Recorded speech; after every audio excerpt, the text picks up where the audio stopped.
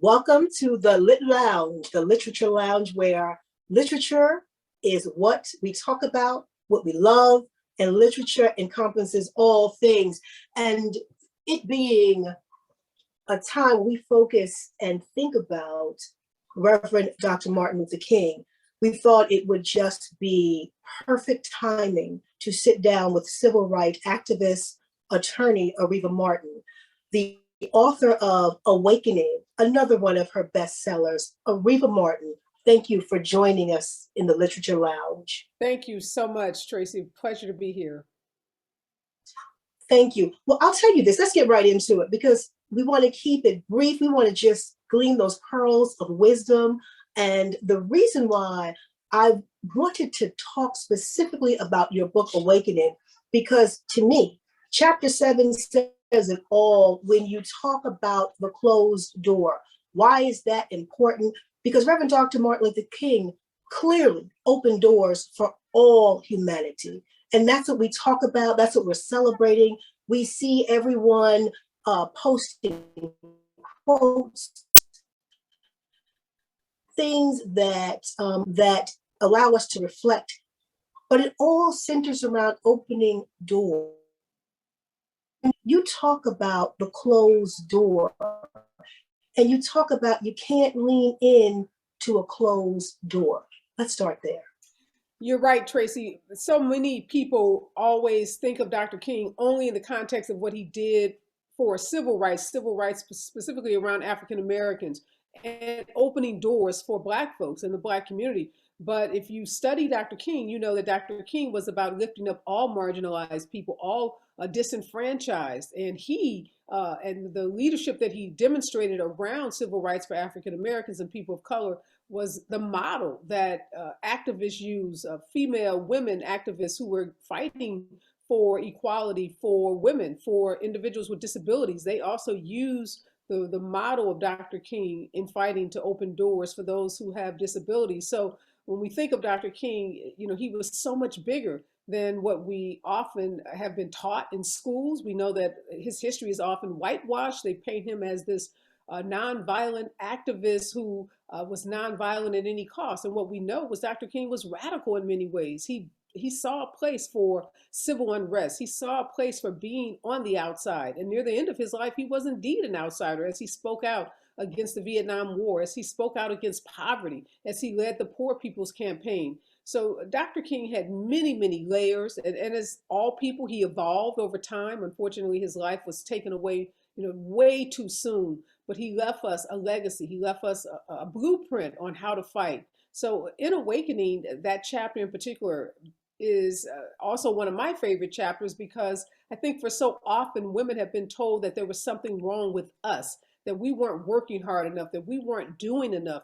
And I wanted that chapter to center not the feigned, and I do call them feigned and fabricated mistakes that women were making, but to really focus on those systems, those structures, those barriers that are in place that make it impossible in some instances for women to get ahead.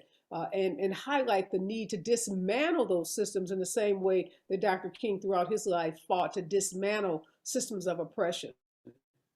And I have to say, for our guests that are joining us, Awakening, that's the title of the book. But ladies, leadership and the lies we've been told. You're talking about radical. You go in on this one, right? You go in and you really, really get us thinking. So I want to talk about lies we've been told. What is the biggest lie we've been told? Yeah, and I use the word lie for a reason. I wanted it to be provocative. I didn't want to sugarcoat it because oftentimes when we talk about women or talk about women's issues, there's this, tendency to sugarcoat it and to try to water down the reality. I think one of the biggest lies, though, Tracy, that I've been told, and I think so many other women have been told, that is that our hard work will be enough. That if we just work harder, that if we, try hard, if we get there earlier, if we stay later, if we take on more assignments, if we make ourselves more available, and in many instances even give up dreams of having families and being involved in our community, that will be enough. And we know that is a big fat gigantic lie, that this is not a merit-based society, and that there will be people sitting next to us in jobs, in positions who will get much further than us, not because they're smarter or brighter or more talented or work harder. In many instances, it's simply because they may have relationships. Their families may have relationships. There may be backdoor meetings that we're not invited to, golf course meetings and, cigar bars and other places where folks are meeting and making big decisions. And we're excluded many times from those meetings. And so I wanted women to know that we are enough, that we do enough, and that we should take the focus off of what women are doing or not doing and really focus on those systems. Because if we can't dismantle those systems, it doesn't matter how hard we work. And, women like yourself and, folks that we know and folks that are in our circles, we know how hard we work. We know how hard, most women work. And so we know it's not about our inability or unwillingness to work hard. It's about those systems that don't honor and recognize our hard work. And to your point, you talk about, I mean, these are some things that jumped out at me. Change is essential. Change is essential. Yeah, and Dr. King, his whole life was about change. It was about recognizing that we as a country couldn't stay where we were in the 50s and 60s.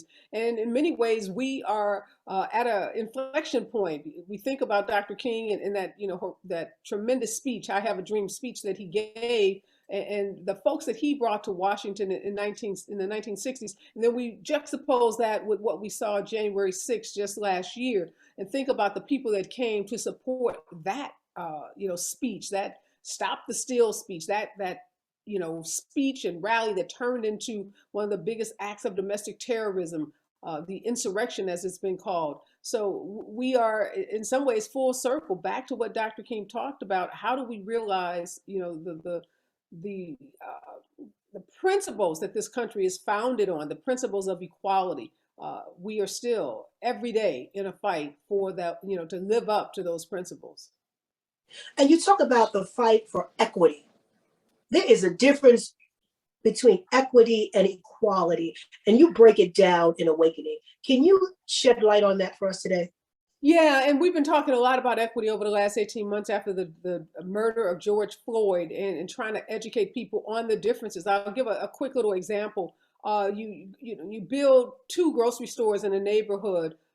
Everybody, one is a discount grocery store, one is a high-end grocery store. They're both, within walking distance of all the neighbors in that neighborhood. Everybody has equal opportunity to walk to both stores. But as we know, one of the stores sells high-end goods, and one of the stores, is more of a discount store. People that live in that neighborhood who make minimum wage or low wage earners, although they can walk into that high-end store, they don't have the money in their pockets, in their bank accounts, to buy the goods in that high-end store. So they can peer, over the glass in the store. They can even walk in the store and walk through the aisles, but they can't purchase anything.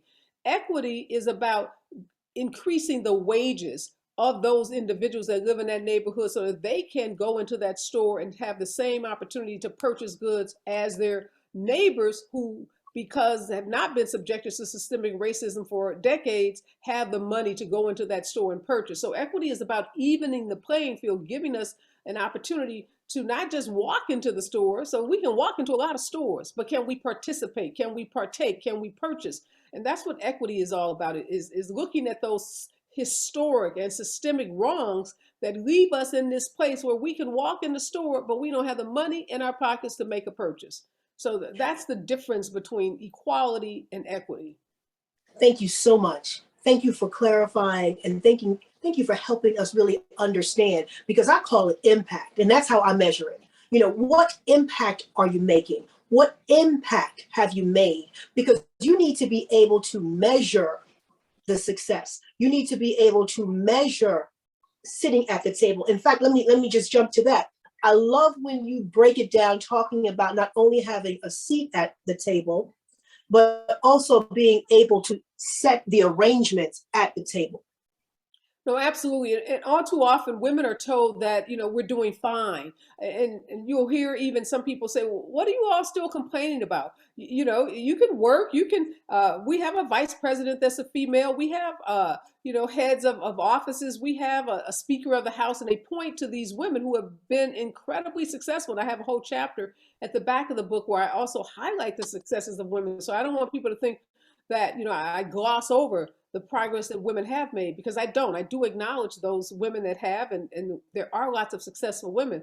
But, when you look at the reality, there are only 41 female CEOs of Fortune 500 companies in this country at this moment.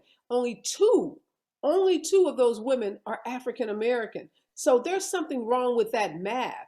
When you think that women, particularly women of color, are the most educated demographic in this country, we graduate from college, we get advanced degrees at higher rates than any other demographic. So why is it that there are only two Black women CEOs of Fortune 500 companies? If the dream is true, right? That if you go to school, that if you work hard, that's the trajectory to get you into corporate America and then to be able to climb the corporate ladder.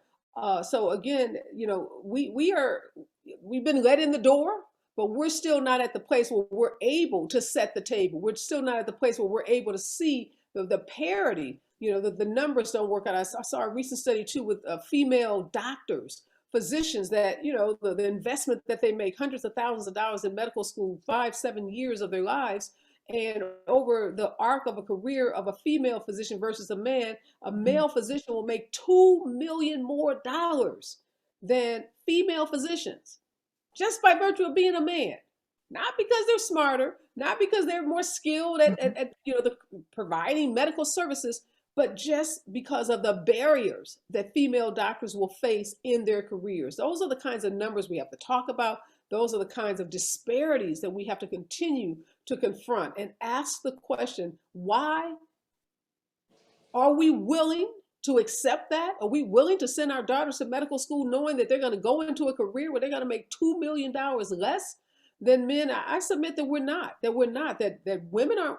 That's not the world we want our daughters to grow up in. I know my husband, I know men, I know fathers that, invest in their daughters, love their daughters dearly. That's not the world they want their daughters to grow up in either. So the question is, what are we going to do? What are we going to do to make sure that we change that, so that your daughter, my daughter, our grandkids, our great, great, great grandkids are not facing those same disparities? Change is essential. And as we come to a close today, you talk about reimagining. I want to end on reimagining. If you can just drop a pearl on how we begin, how we continue to reimagine, so we can continue to do the good that we know we need to be doing. Yeah, I think that the thing we do, Tracy, is stop accepting. We have to stop accepting that it's a foregone conclusion, that it is an inevitability that cannot be changed. We can't accept those numbers. Two Black CEOs of Fortune 500 companies, Black and female physicians making $2 million less than their male counterparts. So we reimagine when we say it's unacceptable, when we say we're not going to continue to accept that this is our reality, when we talk about it openly. And that's what awakening is all about. I don't pretend to have all the solutions, but I'm willing to have the uncomfortable conversations that will get us to the solutions. So when we reimagine, it's about having the courage to really acknowledge and to confront, because for all too often, as we saw with the conversations about systemic racism, we weren't even willing to acknowledge that this country still was steeped in racial strife and racial division. A lot of people say, well, if you talk about race, you're racist. And we've got to be able to move past that. So for me, reimagining is having the courage, the strength to have the uncomfortable conversations, and then to make the change, because we know what some of the things are that need to be done, but do we have the will to make those changes? And that's what I hope everyone, as we think about Dr. King on this weekend, is reflecting on, how he put everything, his life, his family, his career, he put it all on the line, because that's how important it was. So, all of us have to ask ourselves, what are we willing to sacrifice? What are we willing to give up? What are we willing to do to be the change?